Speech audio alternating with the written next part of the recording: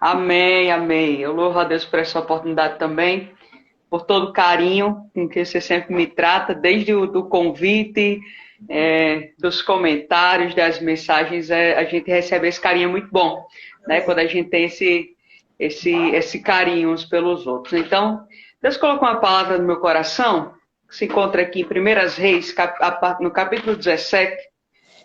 Você que estiver aí na sua casa, assistindo essa live, estiver com a Bíblia perto de você, abra a sua Bíblia, Primeiras Reis, capítulo 17. Eu sei que é um texto muito conhecido, mas o Senhor nos convida a meditar um pouco nesse texto essa tarde. Eu tenho certeza que Deus tem algo a tratar conosco.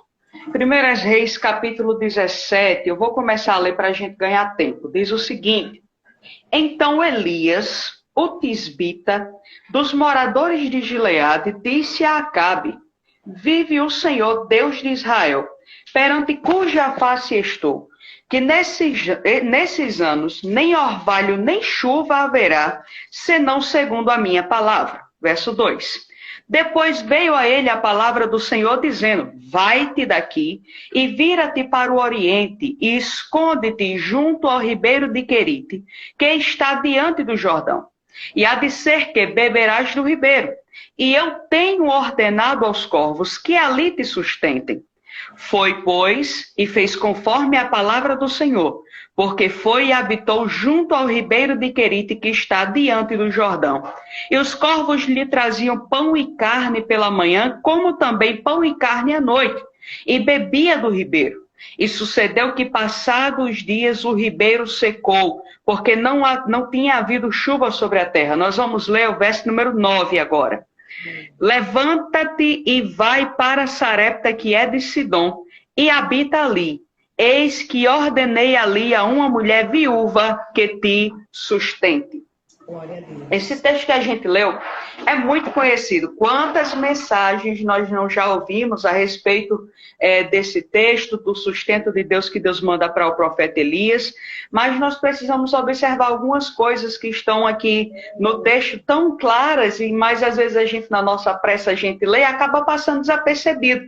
E uma dessas coisas é que a Bíblia não vai dizer quem eram os pais de Elias, a Bíblia não vai dizer quem eram os familiares de Elias, a Bíblia não vai dizer, Suzana, quem era, digamos assim, o padrinho de Elias, que tinha apadrinhado ele para ter ofício de profeta.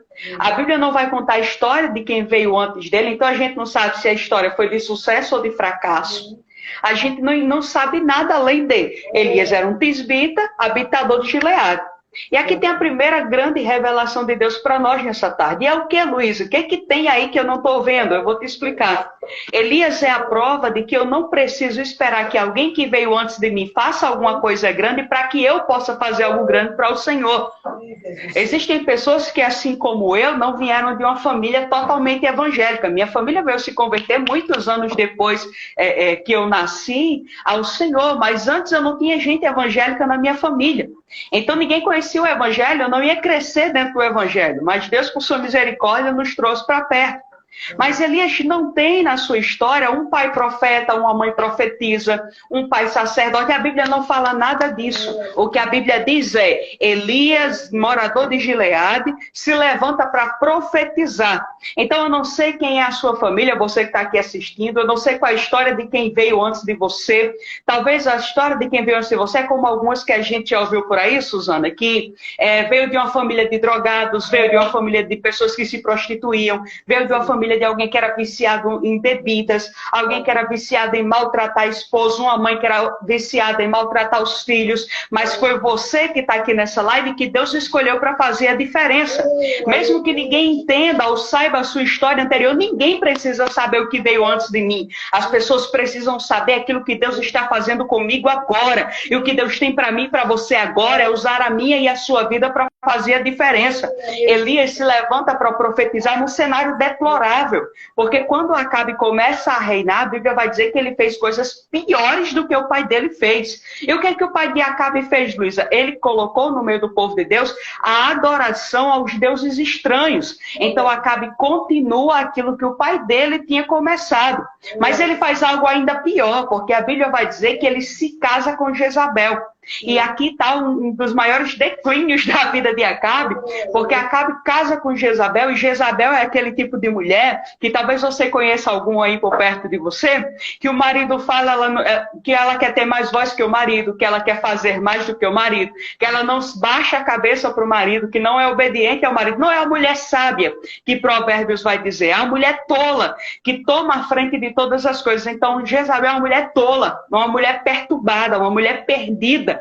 E aí Acabe se casa com ela. Aí o que Jezabel vai fazer, Luísa? Ela vai querer implantar o culto a Baal dentro da casa de Israel, no meio do povo de Israel. Dentro da casa de Deus, Jezabel quer que o povo adore a Baal. Dentro da casa de Deus, Jezabel quer que o povo se perca. Dentro da casa de Deus, Jezabel quer que o nome de Deus seja esquecido e o nome do Deus Baal seja lembrado. Vê se não parece com algumas pessoas que a gente conhece, que querem excluir a adoração a Deus para implantar a adoração aos homens, para implantar a adoração ao seu ego. Nós estamos vivendo um tempo em que as pessoas preferem colocar Deus de canto se o nome delas aparecer. Preferem colocar Deus de canto se elas tiverem a primazia no ambiente. Mas em nome de Jesus, essas pessoas não terão influência sobre a vida de você que está aqui assistindo essa live nessa tarde, em nome de Jesus. A Bíblia vai dizer para nós que Deus levanta Elias, e ele começa a profetizar para Acabe, e ele começa a dizer, olha, não vai ter vento, não vai ter chuva, não vai ter orvalho, nada disso vai acontecer, senão segundo a palavra que o Senhor vai entregar na minha boca, que Elias sabia que não era ele que estava falando, mas sim o próprio Deus. E aí eu estava lendo esse texto, e eu fiquei pensando assim, meu Deus, mas não é a mesma coisa chuva e orvalho, não? O orvalho não é o início da chuva boa, não. Aí o Senhor disse para mim, não, Luísa, porque a chuva, eu fui ler, a chuva é uma grande quantidade e o orvalho é só aquela brisa. Ou seja, nem ia vir a chuva grande para molhar tudo e nem ia vir aquele orvalho gostoso que a gente gosta de se ver. E a gente que é nordestino gosta de um orvalho, não é não, Suzana? Quando bate aquele ventinho frio, aquele negócio gostoso, é bom demais. E a gente sente falta por causa do calor que faz na nossa terra. Mas o que o profeta estava dizendo nem vai ter chuva, nem vai ter orvalho, ou seja, vai estar tudo seco, senão diante da palavra do Senhor. Só que Deus nunca vai nos mandar fazer nada ou fazer algo para Ele sem antes preparar para nós o escape, porque a gente há de concordar que se o profeta está dizendo que não vai ter chuva, então ele seria atingido pela seca. Para se alimentar, ele teria que comer aquilo que alguém plantou e depois colheu. Então, como é que Elias ia se alimentar se não ia ter chuva e não ia molhar a terra? Então, Deus lá do céu está olhando a situação de Elias e está dizendo, enquanto Elias profetiza, enquanto Elias trabalha para mim, enquanto Elias me serve, enquanto Elias faz a diferença em meu nome, eu já estou com o sustento preparado para Elias. Luísa, não entendi, melhora. Enquanto Suzana está aqui fazendo a live, enquanto Suzana está aqui trabalhando para o Senhor, enquanto Suzana está aqui tirando a sua tarde para entregar algo para o Senhor, Deus já está trabalhando por aquilo que Suzana nem sabe que vai precisar, mas Deus já sabe, já providenciou. Enquanto você está aqui assistindo essa live, enquanto você está aqui adorando, aleluia, enquanto você está aqui entregando o seu melhor para Deus, Deus já está trabalhando naquilo que você vai precisar e você às vezes nem tem noção do que vai precisar. É por isso que eu amo demais ser crente, minha amiga, porque eu entendo que mesmo que a gente passe luta, que a gente passe dificuldade, que a gente passe adversidade, aleluia, existe um Deus no céu que não deixa de cuidar de nós. Aqui na terra a gente pode não estar vendo movimento, mas lá no céu tem alguma coisa acontecendo, e é como diz aquele hino da Sara Farias, tem coisa boa chegando, tem algo acontecendo, e aí a gente vai olhar para tudo que a gente viveu e vai dizer, e não importa o que eu sofri, o importante é que eu sobrevivi. E sabe por que você sobrevive? É porque existe um Deus no céu que não deixa de cuidar de você, existe um Deus no céu que já providenciou o sustento, o mantimento, o alimento, a graça, o poder para você ser sustentado no meio da seca. Aleluia! A Bíblia vai dizer que o Senhor agora fala a Elias, dizendo, Elias, você agora vai lá para o ribeiro de Querite.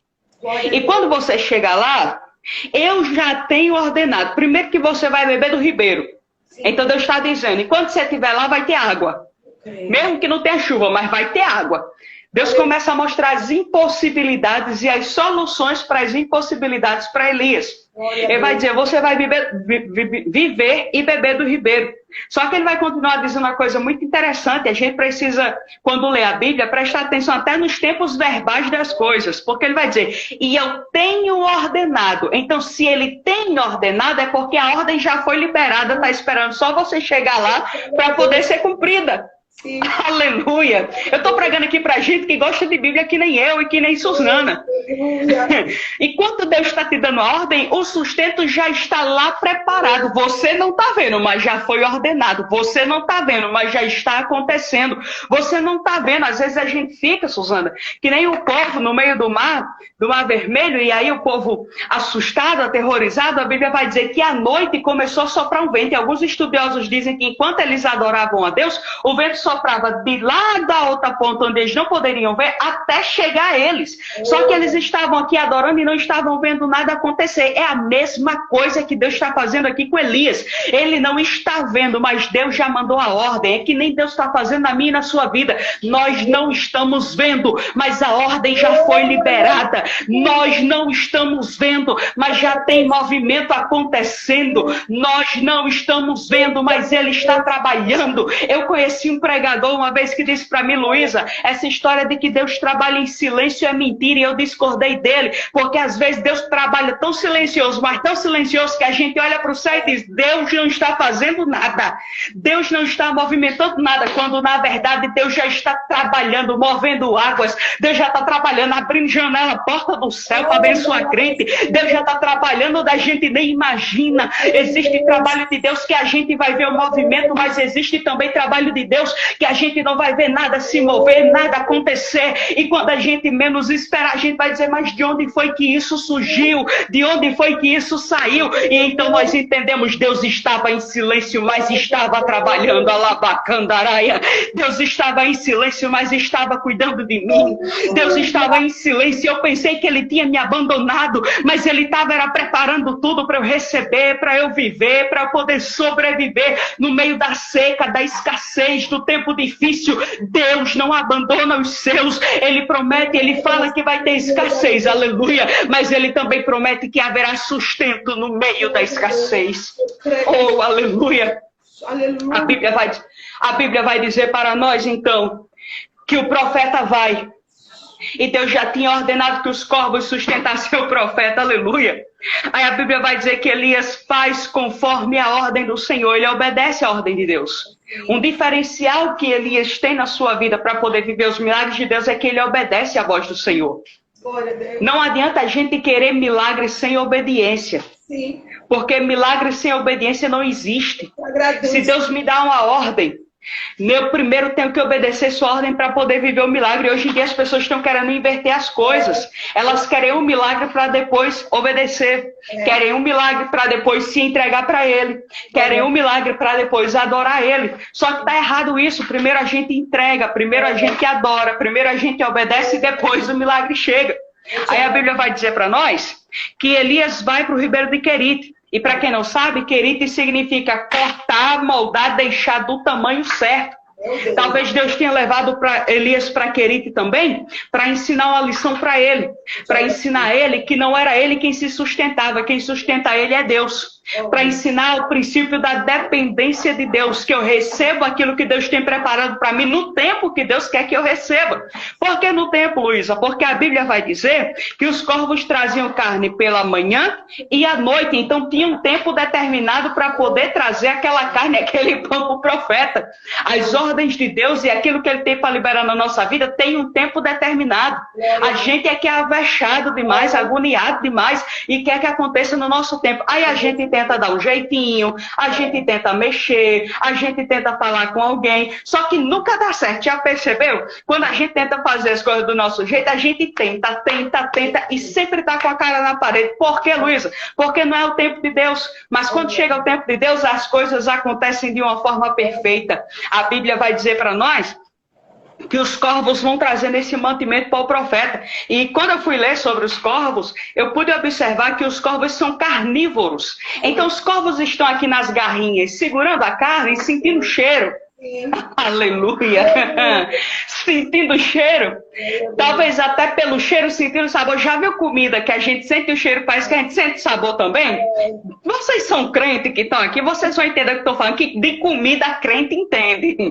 Eles estão sentindo o cheiro e eu imagino que na língua dos corvos, um olha para o outro e diz assim, eu posso comer? Pode não. Eu posso tocar? Pode não, porque a ordem não é para a gente comer, a ordem não é para a gente mexer, a ordem é para a gente entregar. Luísa, não entendi. Eu não estou falando aqui somente de corvos, os pássaros voando no céu, não estou falando de gente que Deus vai levantar para te ajudar no meio desse teu querite, gente que vai chegar recurso na mão, vai olhar e vai dizer, eu podia usar para mim, eu podia ter para mim, eu podia fazer para mim, mas a ordem de Deus foi, não toca, é para abençoar meu filho, minha filha, não toca, é para levar lá na porta dele. Eu me lembro que quando eu era criança, eu escutava muitas irmãs contarem testemunho dizendo o seguinte, eu estava em casa dormindo, bateram palma na minha casa e disseram, eu estava fazendo a feira da minha casa, mas Jesus mandou trazer a feira todinha que era minha para entregar para você. Eu estou falando desse tipo de milagre mesmo, porque esse Jesus ainda opera esse tipo de milagre. Tem alguém que recebe recurso e ele diz, vai ficar para mim. Deus está lá do céu dizendo, não vai não. Eu vou lhe usar para abençoar o meu filho e a minha filha que está lá dentro do querite, aprendendo comigo, mas que também entende que precisa do meu sustento. A Bíblia vai dizer que quando se passa alguns dias, o ribeiro começa a secar. Porque existem lugares na nossa vida que não são lugares de habitação, são lugares de passagem. Tem canto, Suzana, que é pra gente ficar. Tem canto que diz assim, é aqui, fica aí. Mas tem outros que Deus diz assim, eu vou lhe botar aqui, mas daqui a um tempo eu lhe arranco daqui e levo para ali. Aí daqui a pouco eu lhe levo para outro lugar. Daqui a pouco eu lhe implanto em outro lugar, até chegar no lugar onde eu quero que você fique. Mas aí Deus vai nos passando por lugares de passagem. E aí, querite era um lugar de passagem para o profeta. A Bíblia vai dizer que ele passa e o ribeiro começa a secar. Porque não tinha tido chuva. Se a palavra do Senhor foi que não vai ter chuva, não tinha tido chuva. Então o ribeiro começa a secar. E aí Elias começa a ouvir a voz de Deus. E a voz de Deus diz o seguinte para Elias, Elias, se levante e vá para Sarepta, que é de Sidom. Deus estava dizendo para Elias o seguinte, Elias, o seu tempo de passagem aqui acabou. Eu não sei quem é que está precisando ouvir essa palavra nesse momento, mas recebe essa palavra aí. Talvez você está no mesmo lugar há muito tempo e Deus está dizendo, chegou a hora de lhe mudar de lugar. Eu não sei se Deus quer te mudar de geografia, eu não sei se Deus quer te mudar da história, eu não sei o que é que Deus quer mudar na sua vida, mas tem pessoas aqui que precisam receber essa palavra, está queimando aqui no meu coração. E chegou o momento de você passar, da onde você está para outro lugar, de você passar da experiência que você está agora para algo mais profundo que eu tenho para você, porque Deus nunca vai nos remover de um lugar para nos colocar em um lugar pior. Eu nunca vi o meu Deus e o seu Deus fazer isso. Todas as vezes que Ele nos tira de um lugar, na nossa visão como ser humano, na nossa geografia como ser humano, a gente olha e diz, é pequeno, não tem jeito, não era o que eu queria, mas Deus está lá do céu olhando dizendo, eu estou elevando o teu nível de vida, eu estou elevando o teu nível de espiritualidade, eu estou elevando o nível das experiências comigo. A Bíblia vai dizer que Deus dá uma ordem para ele, se levanta e vá para Sarepta, que é de Sidom. E eu vou parar aqui nesse texto só para lhe contar um negócio muito sério. A Bíblia vai dizer para nós, no capítulo 16, o mesmo Primeiras Reis que nós lemos, capítulo 16, verso de número 31, lá no finalzinho vai dizer, Jezabel, filha de Etbaal, rei dos Sidônios. Luísa, não entendi. Eu vou traduzir melhor para você. Se você entender, escreve aí nos comentários um glória a Deus para eu saber que você entendeu. Se Deus está mandando Elias para Sarepta, que é de Sidom, e Jezabel é filha do rei dos Sidônios, então Jezabel tem autoridade dentro de Sidom. Só que Deus está mandando Elias para dentro da casa do inimigo. E a palavra de Deus é, dentro da casa do inimigo eu vou sustentar você. Luísa, não entendi, traduz melhor. A Bíblia está dizendo para nós que Deus está levando Elias para dentro de Sidom, de onde Jezabel era, onde o pai de Jezabel governava. Se o pai de Jezabel governa, ela também governa lá dentro. Ela também tem tem autoridade lá dentro. Mas Deus está dizendo, se ser alimentado dentro do querite já era sobrenatural, agora eu vou usar alguém de dentro da casa do inimigo para abençoar a sua vida. Lá e a Soracandarai, aleluia. Deus está dizendo, mesmo no momento de escassez, eu estou te arrancando do ribeiro de querite e estou te levando para dentro da casa do inimigo. Dentro da casa do inimigo, se Deus fala assim, Elias, tu vai para dentro da casa do inimigo, talvez Elias tivesse olhado para Deus e dito assim, Senhor, mas eu não vou para dentro da casa do inimigo, lá não vai ter sustento para mim, lá não vai ter alimento para mim. Entende como as coisas de Deus às vezes parecem loucura? Deus faz um negócio com a gente, aleluia, Deus faz um negócio com a gente fica olhando e dizendo assim, mas como é que pode?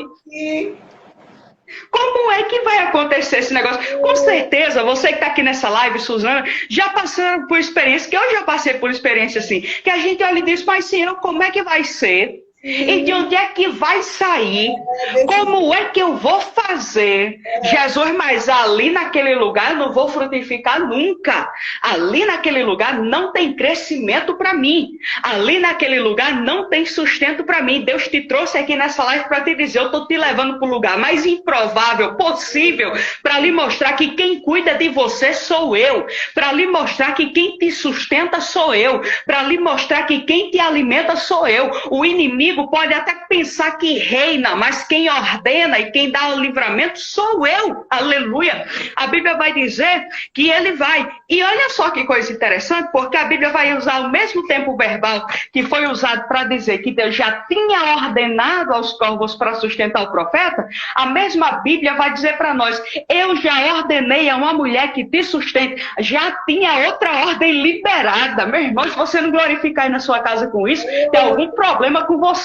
Porque Deus está arrancando Elias de Querite, levando para Sarepta, dentro da casa do inimigo, e já preparou o sustento lá dentro. A Bíblia vai dizer, aleluia, que ele se levanta, ele vai para Sarepta, e quando ele chega lá, ele avista uma cena. E que cena é essa, Luísa? Ele vai avistar uma mulher que está catando lenha, outras traduções vão dizer alguns cavacos, porque eram pequenos gravetos, colocando embaixo do braço. Eu imagino, porque a Bíblia me permite imaginar dentro dos seus textos, eu imagino que o semblante daquela mulher era triste, angustiado.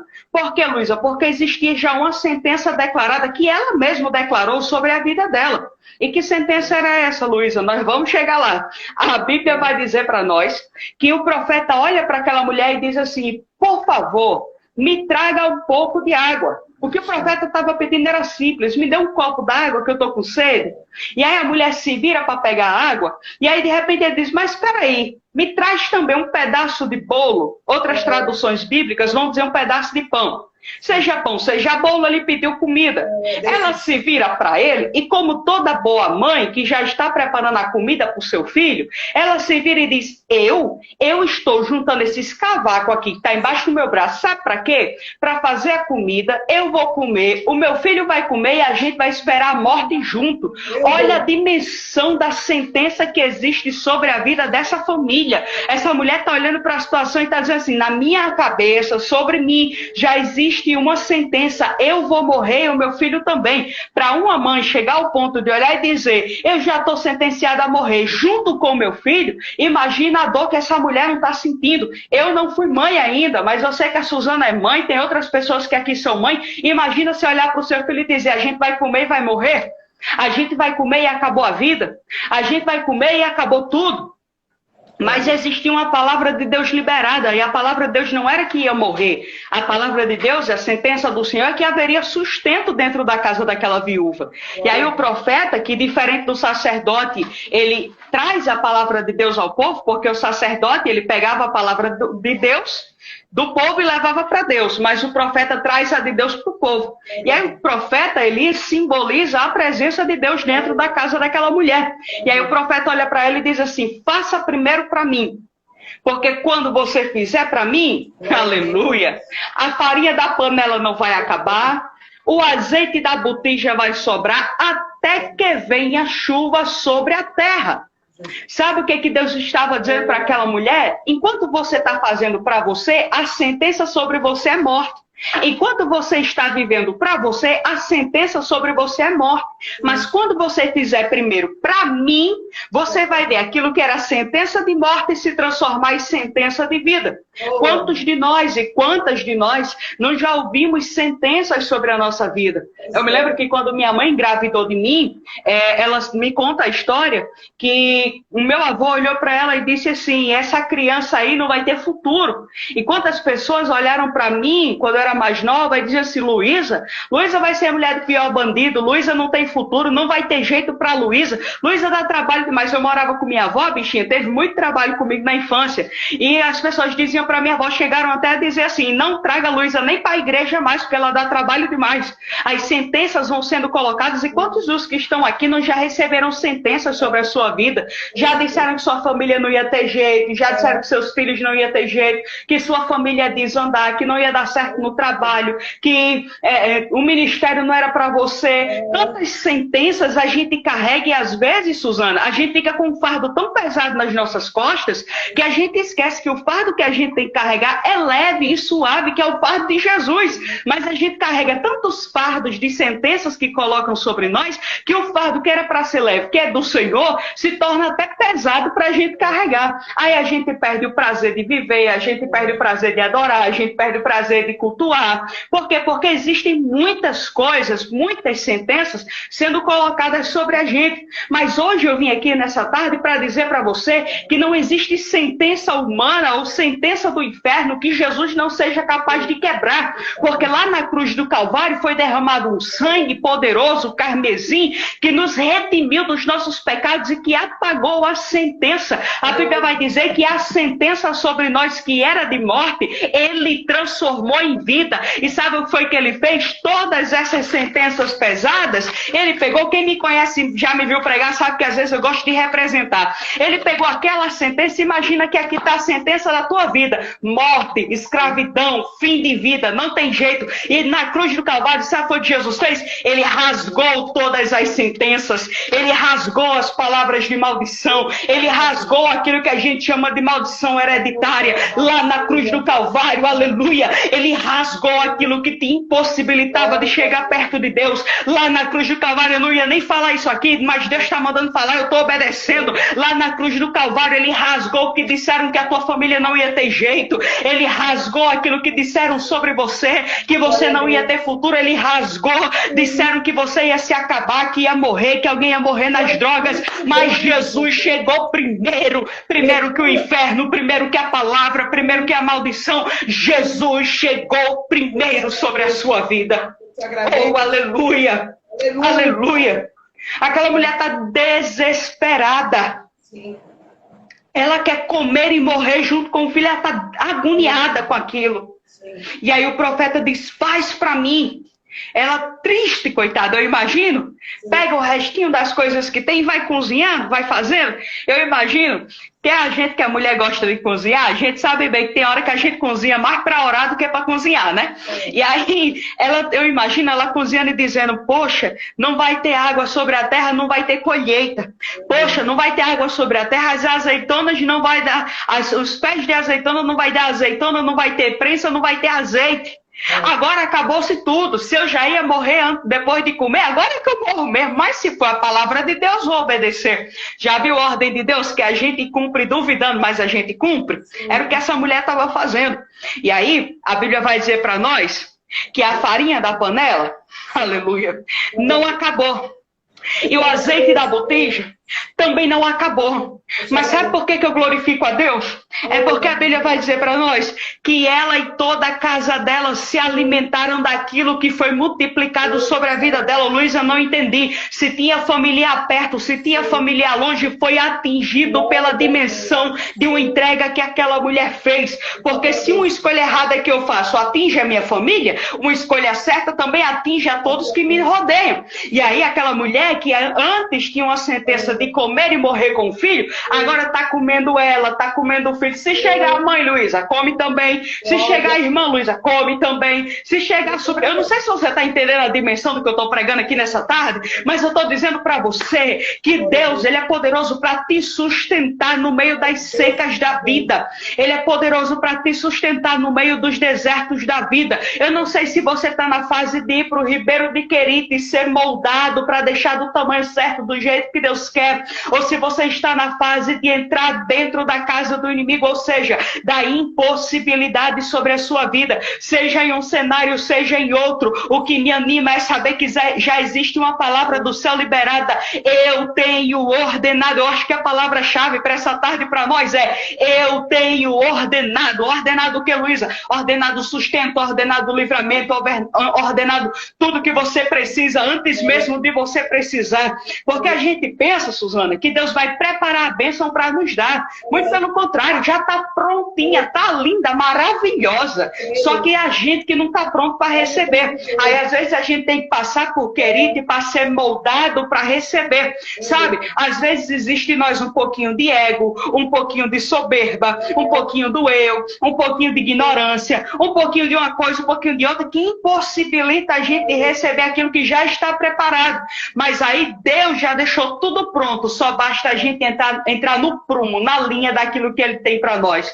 E aí a Bíblia vai dizer para nós que quando aquela mulher come, eles se sustentam por muitos dias. Aí o verso número 16 vai dizer o seguinte: a farinha da panela não se acabou, e da botija o azeite não faltou, conforme a palavra do Senhor.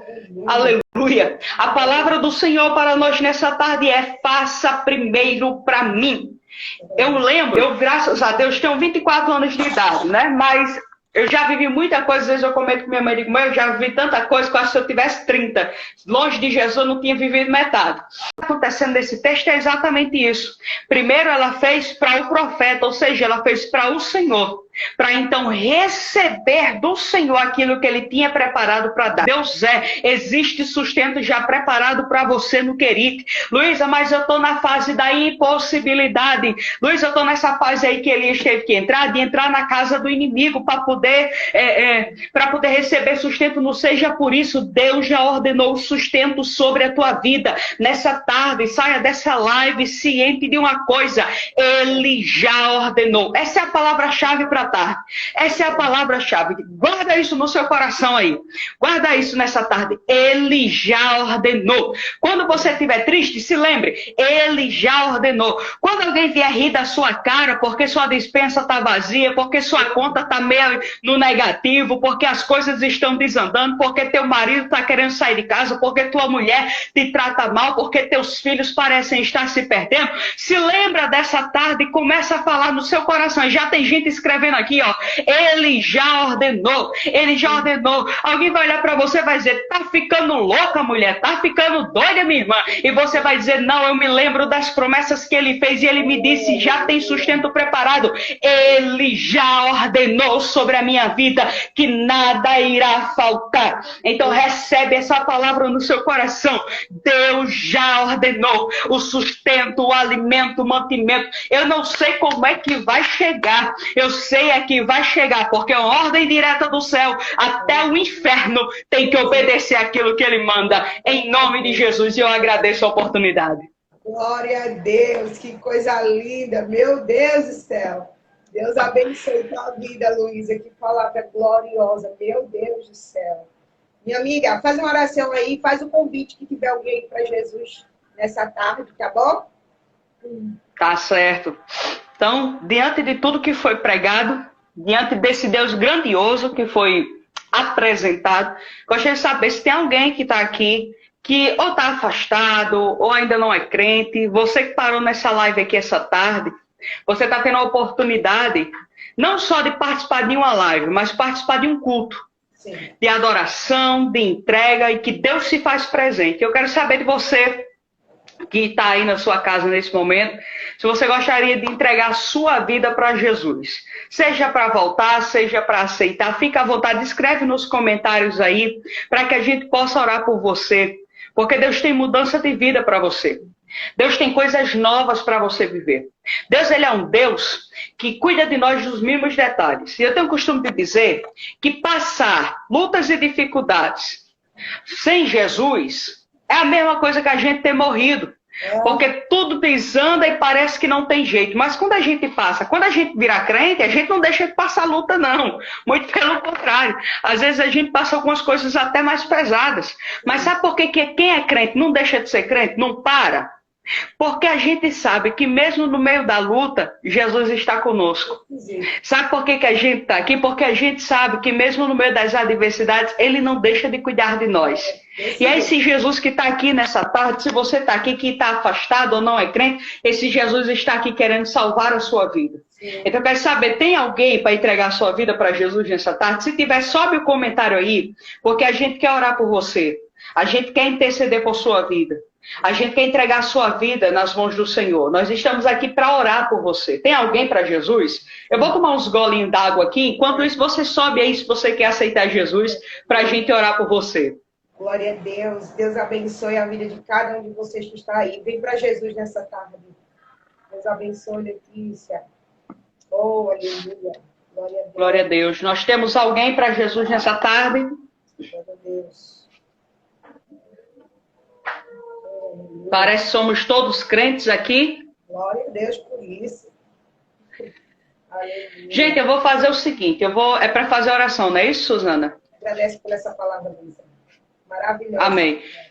Nós vamos orar. Enquanto eu estiver orando aqui, eu vi que subiram alguns pedidos de oração também. Gente, eu não vou saber dizer o nome de todo mundo. Não guardei, me perdoa. Eu sou terrível com nomes. Mas nós vamos estar apresentando também quem pediu oração aqui. Mas enquanto eu estou orando, se você sentir no seu coração, você está aqui, que precisa de Jesus, eu te peço, escreve aí no comentário, que a gente quer ver que você está entregando sua vida para Jesus, tá bom? E nem que precisa a gente orar de novo, a gente ora, né, Suzana? A gente faz uma oração por você. Mas enquanto eu estou orando aqui, se você quer entregar sua vida para Jesus, escreve aí, tá bom? Vamos orar. Senhor, meu Deus, meu Pai, na tua presença, Deus, nós entramos em oração, nós queremos te louvar, te engrandecer por essa tarde que o Senhor preparou para falar conosco, que o Senhor tocou os nossos corações, que o Senhor moveu as águas a nosso favor, que o Senhor falou, Deus, de forma tão grandiosa conosco. Muito obrigado, Jesus, pelo privilégio de poder ser a pessoa que transmitiu essa mensagem para o teu povo. Muito obrigada pelo privilégio de ser alguém que pode ser usada para abençoar a vida do teu povo. Pai, muito obrigado pela vida da Suzana, Senhor, que se disponibiliza essa tarde para poder fazer essa live, para poder te adorar, para poder dentro da casa dela, transformar a casa dela em um templo de adoração. Senhor, porque isso aqui é mais que uma rede social, isso daqui é mais do que uma live, Senhor, isso aqui é um culto de adoração ao Senhor. Pai, eu quero te pedir que em cada casa que esteja ligada nessa live, nesse momento, Jesus, que a tua presença invada através desse momento, que a tua presença transforme cada lar, transforme cada vida. Meu Deus amado, se porventura tem alguém aqui que deseja entregar sua vida, Senhor, em tuas mãos, que o Senhor tome cada um em suas mãos, Senhor, que o Senhor faça algo extraordinário e que esse povo possa voltar nessa live para agradecer pelo sustento, pelo mantimento, pelo alimento, pelos livramentos que o Senhor já está nos dando. Muito obrigada por essa tarde, Senhor. Tu és fiel e nós te adoramos. Em nome de Jesus. Amém. Glória a Deus. Deus abençoe, minha amiga, a tua vida. Muito obrigada mais uma vez por você ter honrado esse convite. Ó. Amém. Foi um prazer muito grande para mim, viu? Muito obrigada pelo carinho em convidar. Você sabe, pode contar comigo. Precisando, pode entrar em contato.